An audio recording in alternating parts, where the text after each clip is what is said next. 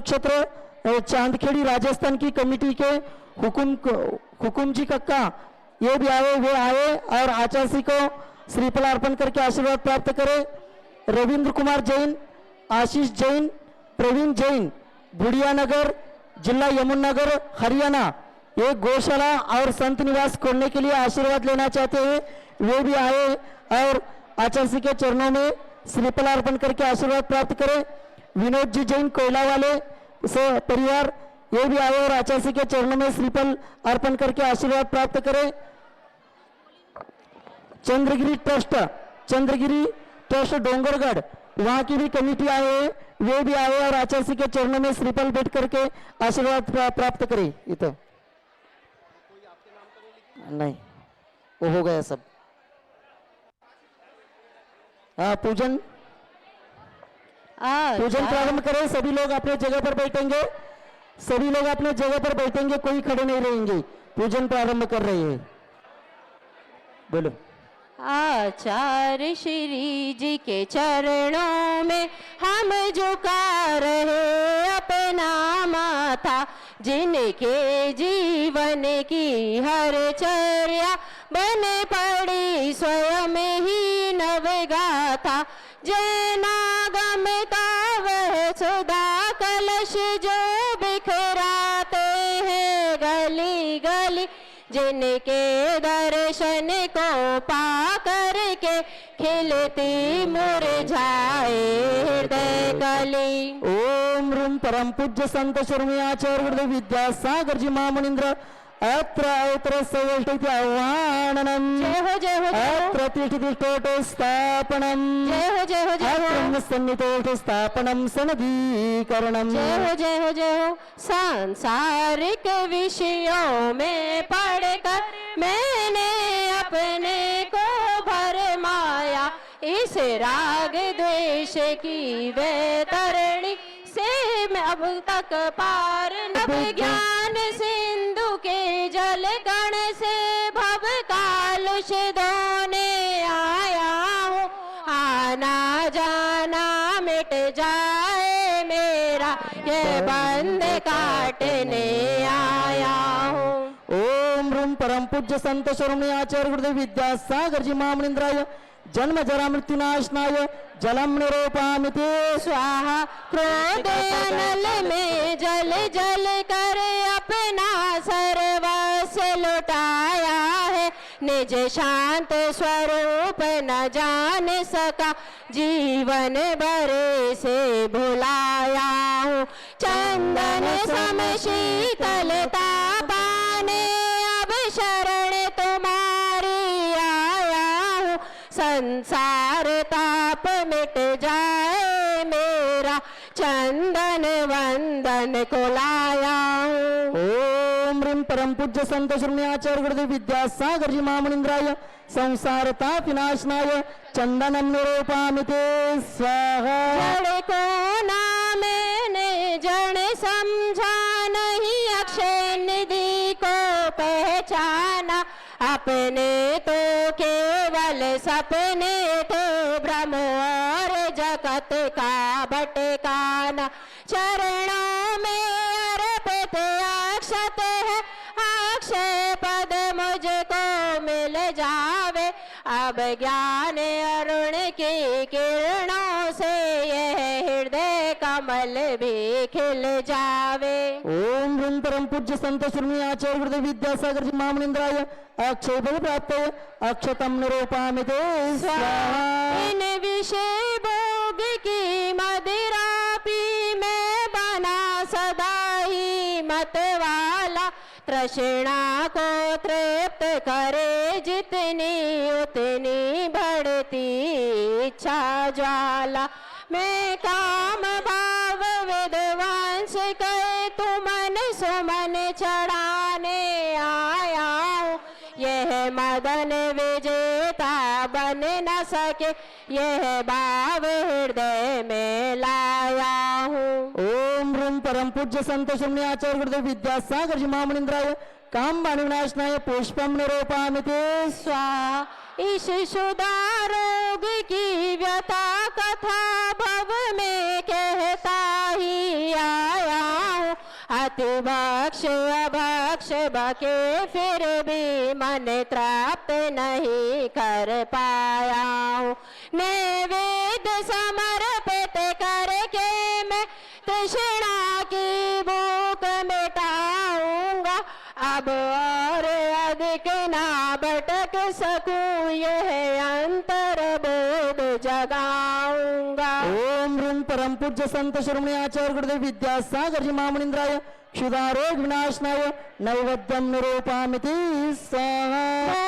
अंधकार से व्याकुल निज को मैंने नहीं पहचाना।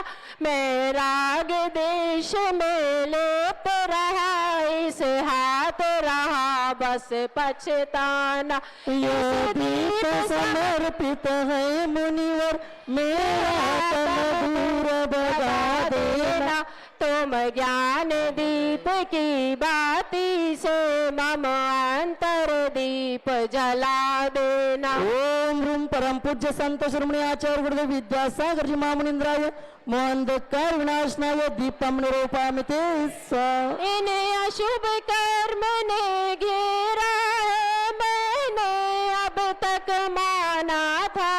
बस पाप कर्म तज पुण्य कर्म को चाह रहा अपनाना था। शुभ शुभ कर्म सब मैंने जलाने आया हूँ, इसीलिए तव चरणों में अब धूप चढ़ाने आया हूँ। ओम ह्रूम परम पूज्य संत शिरोमणि आचार्य गुरुदेव विद्यासागर जी महामुनींद्राय अष्टकर्म देनाय धूपम निरूपामिति स्वाहा। भोगों को इतना भोगा है, खुद को ही भोग बना डाला। साध और साधक का अंतर मैंने आज मिटा डाला। मैं चिदानंद में लीन रहूं, पूजा काय पल पाना है। पाना था जिसके द्वारा वह मिल बैठा मुझे ठिकाना है। ओम ह्रूम परम पूज्य संत शिरोमणि आचार्य गुरुदेव विद्यासागर जी महामुनींद्राय मां मोक्ष फल प्राप्त फलम निरूपामिति स्वाहा। जग के वैभव को पाकर मैं निज दिन के साल मस्त रहा। चारों गतियों की ठोकर को खाने में भी अब व्यस्त रहा। मैं स्वतंत्र ज्ञाता दृष्टा, मेरा पर से क्या नाता। कैसे अनर्घ्य पद पा जाऊं, यह अरुण भावना बाता। ओम ह्रूम परम पूज्य संत शिरोमणि आचार्य गुरुदेव विद्यासागर जी महामुनींद्राय अनर्घ्य पद प्राप्ति अर्घ्यम निरूपामिति स्वाहा। भावों की निर्मल सरिता में अवगाहन करने आया, मेरा सारा दुख दर्द हर यह अर्घ्य बेटने लाया।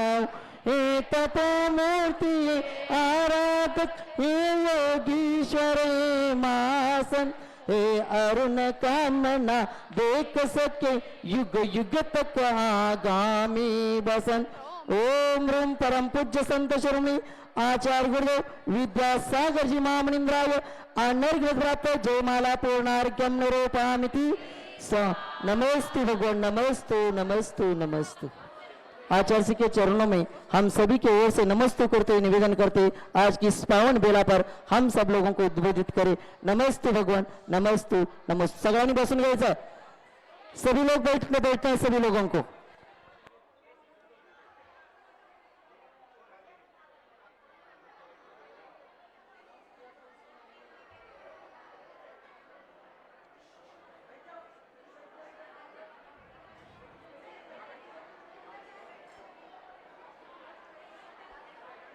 ओम नमः सिद्धेभ्यः, ओम नमः सिद्धेभ्यः, ओम नमः सिद्धेभ्यः। अहिंसा परमो धर्म की, आचार्य गुरुवर श्री कुंद कुंद भगवान की, आचार्य गुरुवर श्री ज्ञान सागर मुनि महाराज की,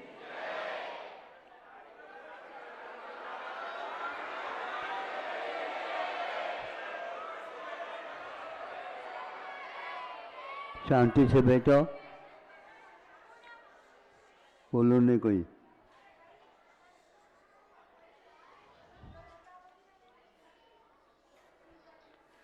बीच में जो लोग खड़े हैं वो बैठ जाएं।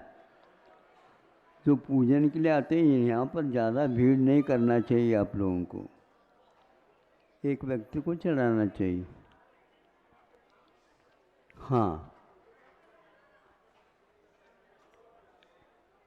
समुद्र का जल तपता है, नदी नालों का जल भी तपता है, और ऐसा तपता है गर्मी के दिनों में, वह बाष्प बन करके ऊपर की ओर चला जाता है। अब वह पानी नहीं रहा। यदि पानी होता तो वह नीचे की ओर आता। उसका नाम निम्नगा कहा है। संस्कृत में पानी नीचे ही गिरता है, ऊपर नहीं जाता। लेकिन पानी जब तपता है तो वह बाष्प बन करके ऊपर चला जाता। जब उसके योग्य वहाँ पर वातावरण मिलता है, बाष्प बनने के उपरांत वो बादल बनता है। इस प्रकार इसका परिवर्तन ज्येष्ठ मास में आदि तीव्र गर्मी के कारण हो जाता है। जब उसके योग्य ठंडक मिलता है तो वह पुनः पानी बनकर बरसने लग जाता है। अब वह पानी जो बरसा है वो शुद्ध था, सात्विक था। उसके बारे में बताया जाता है वह यदि धरती को नहीं छूता है, ऊपर ही उसका यदि सार संभाल किया जाता है, संग्रह किया जाता है, लीवर को भी ठीक कर सकता है, हार्ट के लिए भी बल प्रदान कर सकता है, नेत्र ज्योति के विकास में भी वो कारण है, और पेट संबंधी कोई रोग हो उसको वह शांत उपशमित कर सकता है। और भी कई उसके गुणधर्म हैं। यदि वह आप बैठे और उस समय वर्षा हुई, यदि पहली वर्षा है तो सुनते हैं अनेक प्रकार के शरीर में जो कोई रोग है, चर्म रोग आदि, वह सबको वह ठीक कर देता है। उसमें शास्त्रों का कहना है उसमें एक प्रकार से ऐसे तत्व भी रहते हैं जिन तत्वों के द्वारा आप बहुत कुछ दिन तक कुछ भी सेवन करो अच्छे अच्छे पदार्थों का, उन सब से वह आगे बढ़ जाता है और आपको पोषक तत्व का बता दिया जाता है। उससे यदि पोषक तत्व मिलते हैं तो सबको पोषक ही होना चाहिए। लेकिन वह यदि नीम के वृक्ष में चला जाता है तो उसका स्वाद अलग हो जाता है। अलग क्यों होता है? क्योंकि नीम की सोबत उसको मिल गई। तो नीम तो कितने भी उसको गुड़ भी दे दो तो भी वह गुड़ क्या होगा? कड़वा ही होगा। ये उसका परिणाम नहीं है, उसका स्वभाव है। अब यदि वह समुद्र में ही गिर जाता है तो वह लवणाकर बन जाएगा। अब मीठा जल था, वह योग ऐसा मिला वह क्षार बन गया। अब वह गन्ने में गिर गया, गन्ने पर जिस खेत में गन्ना है तो वह गन्ने में जाने के उपरांत फिर क्या बनेगा? वह गन्ने का मीठा बनेगा, जो कि ऋषभनाथ भगवान ने भी युग के आदि में भोजन प्रारंभ किया था इक्षुरस के माध्यम से। जो वहाँ एक प्रकार से इक्षुरस परिवर्तन को प्राप्त हो गया और ऋषभनाथ के प्राणों में समा गया, और वो प्राण बड़े बड़े ध्यान के लिए कारण हो गया और उन्हें केवल ज्ञान प्राप्त हो गया।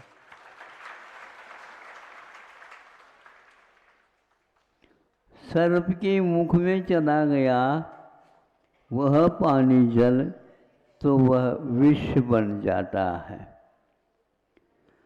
इसी प्रकार संसारी प्राणी जैसे संगति करता है, वैसा ही उसके जीवन में वो परिणाम आ जाते हैं। यदि वह लवणाकर में तो गिर गया, लेकिन वहाँ पर सीप था, उस सीप में गिर जाता है तो वह क्या बन जाता है? मोती बन जाता है, और वह पूजन के काम में आ जाता है, और आप लोग उसको चढ़ाते हैं, और आप लोग उससे भी ज़्यादा महत्व दे करके अपने गले का हार बना लेते हैं। देखो कहाँ कहाँ का प्राणी क्या क्या पा जाता है संगति के माध्यम से। आप लोगों इसलिए प्रतिदिन प्राय करके पूजन करने वाला शास्त्राभ्यासो कहता, जिनपति नुति जिनेंद्र भगवान की स्तुति चाहता है, आर्यों के साथ वह संगति भी रखना चाहता है। आदि आदि उसमें किया है, बताया। भगवान हमारे लिए आर्य के साथ रहने का योग मिले। क्या होता है इससे? आर्य जो है गुणवान होता है, वह अहिंसक होता है, और वह मुमुक्षु होता है। वह छोड़ना चाहता है संसार को, क्योंकि संसार में सुख नहीं। उसके साथ भी यदि कोई रहता है आर्यों के साथ, गुणैर अर्यते इति आर्य है, गुणों के द्वारा जो पूजा जाता है वह आर्य कहलाता है।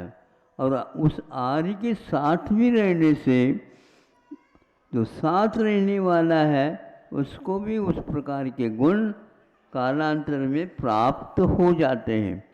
इसलिए ये जैसा संयोग मिलता है वैसा ही उसका उपयोग जीवन में हो जाता है।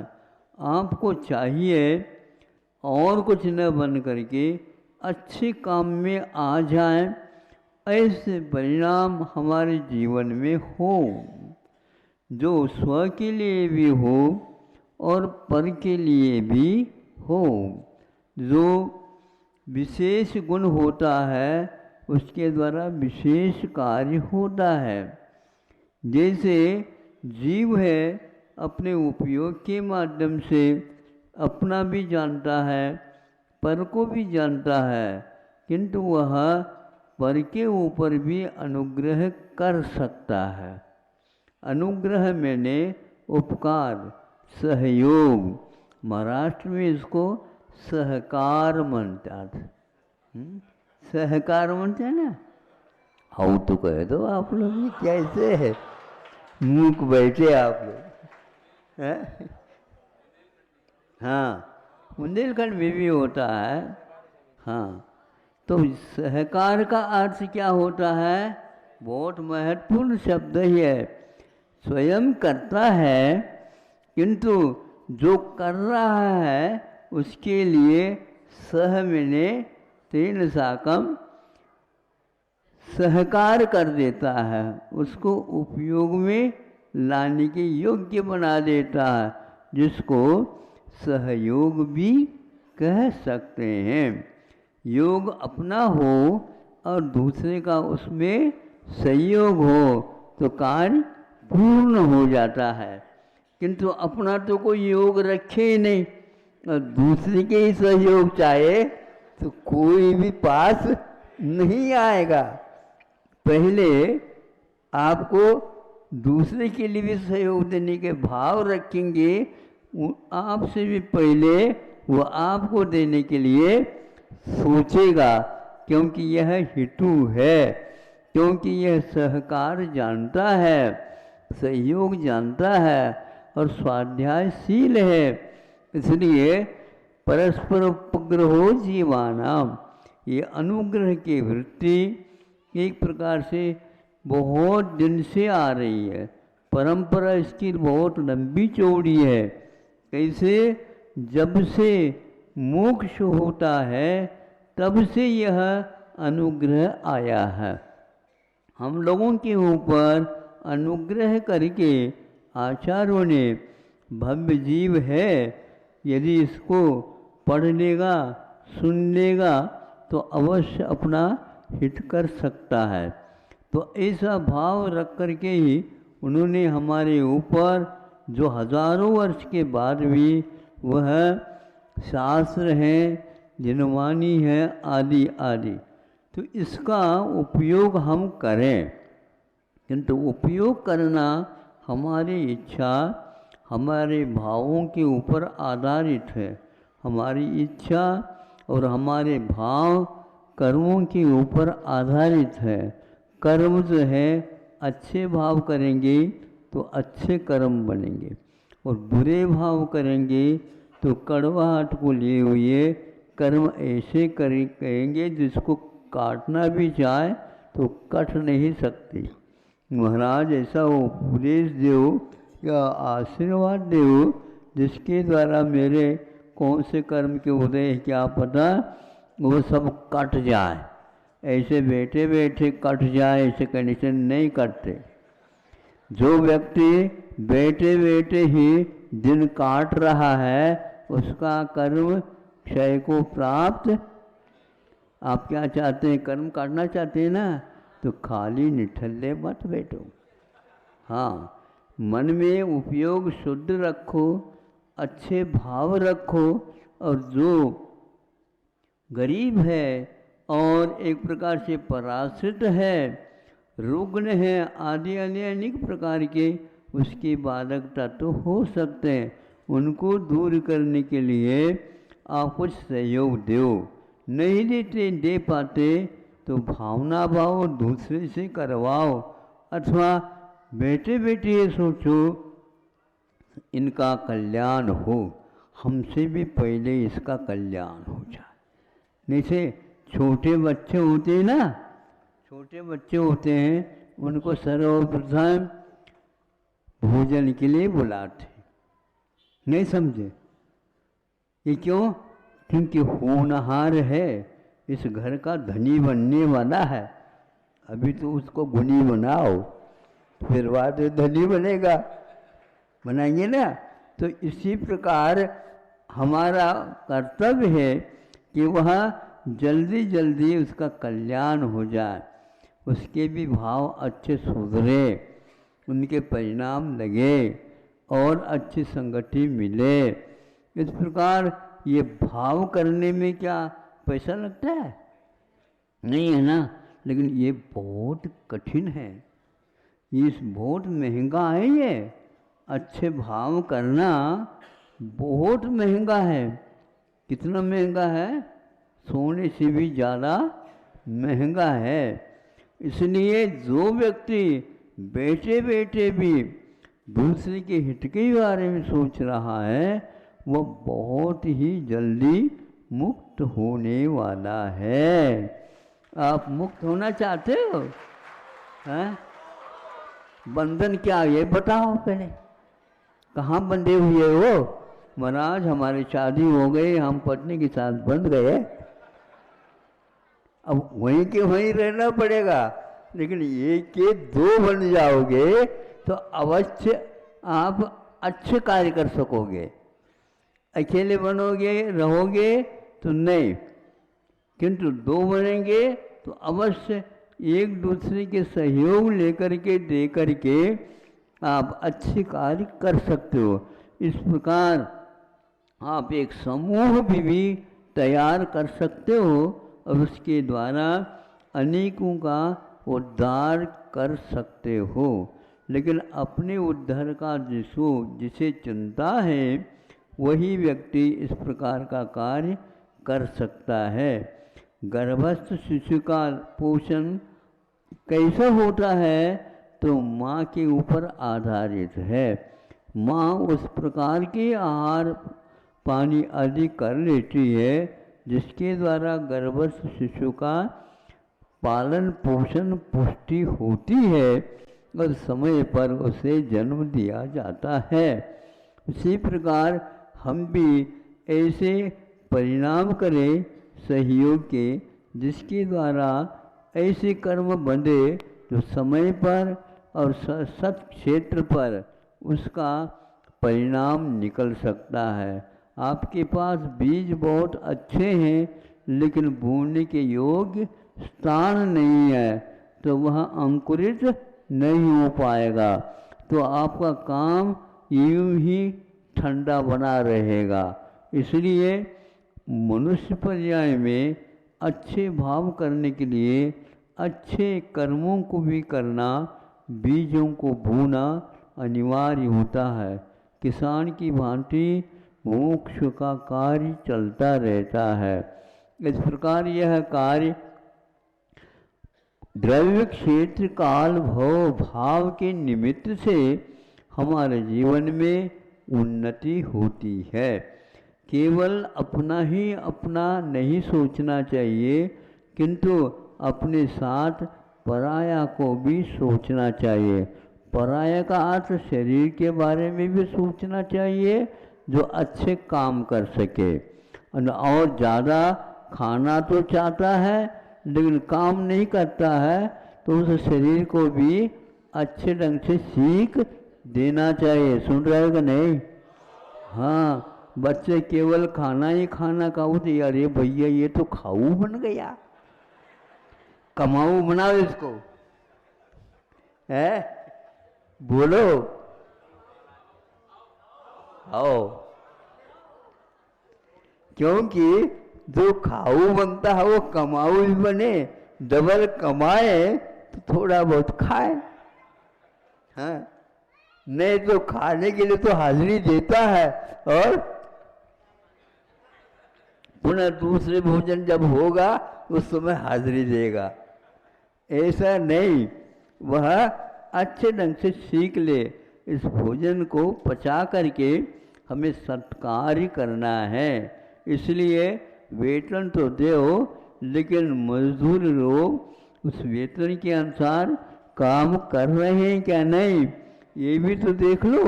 नहीं है तो आप भी अब मजदूरी करने लग जाओ। हाँ, बिल्कुल घर मिट जाएगा, परिवार मिट जाएगा, आपके साथ कोई भी रहना नहीं चाहेगा यदि आप कमाओ नहीं है।